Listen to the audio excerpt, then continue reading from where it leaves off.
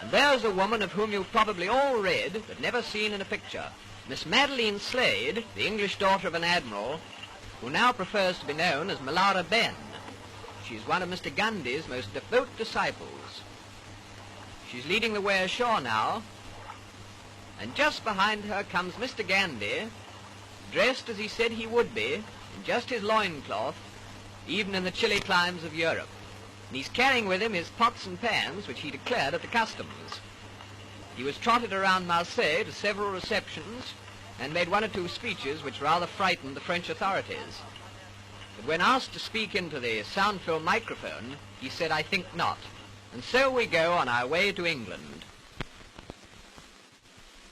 Well, here we are at Folkestone, with the Biarritz coming alongside, and as Gandhi said, in proper English weather, pouring rain and bitterly cold.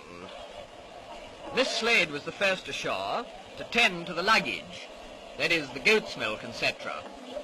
She was followed by Gandhi's son, and then came the little man, still scantily clad, but with an extremely wet blanket around his tiny frame. I'm sure he must have been frozen. We were in thick overcoats. He picked his way through the puddles along the quay side, and he was wearing sandals, by the way, to the waiting motor car, for he decided that he'd rather go up to London by road. He insisted on sitting up in the front seat with the driver. He said that he could see better that way. So he tucked himself in, and so off to London, whilst his followers went by the boat train. In town, quite a lot of people had waited in the pouring rain outside the Friends Meeting House on the Euston Road to see what he really looked like. But at first they were quite disappointed, because he went in the back way.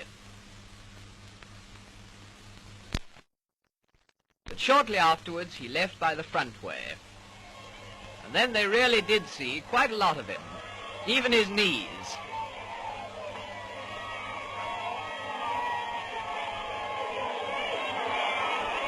No, he won't speak into the microphone.